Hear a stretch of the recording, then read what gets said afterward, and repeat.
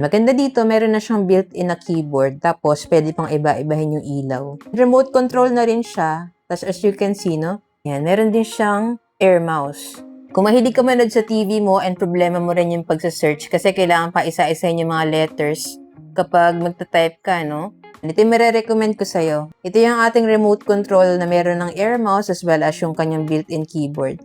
So, pag dito, madadalian ka na lang mag-search. Kasi dito ka na lang pipindot sa keyboard niya, tapos, masasearch mo na yung gusto mong panoorin. Di ka na mahihirapan na isa-isahin pa siya dun sa remote control ng TV or TV box mo. Mas convenient siya gamitin. Tapos, pwede rin natin iba-ibahin yung ilaw niya. Click lang natin yung function and space. Pwede rin natin patayin yan kung di naman natin kailangan. And tapos, as you can see, no, sa kanyang screen, meron din siyang mouse dyan, mouse indicator.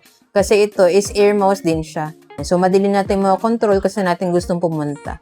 Susundan niya yung movement ng kamay natin. And then dito, meron din siyang directional button, yung OK button, back button, tapos yung kanyang volume up and volume down, and then yung kanyang power button. And so, pwede rin natin i-power off yung ating TV or yung ating TV box using itong ating remote.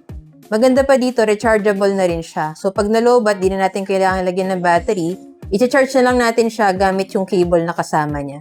And then, matagal din siya malobat based sa usage ko, no, around 5 to 7 days, depende sa paggamit natin. Madali lang din siya i-connect. Meron lang siyang kasama na na wireless receiver.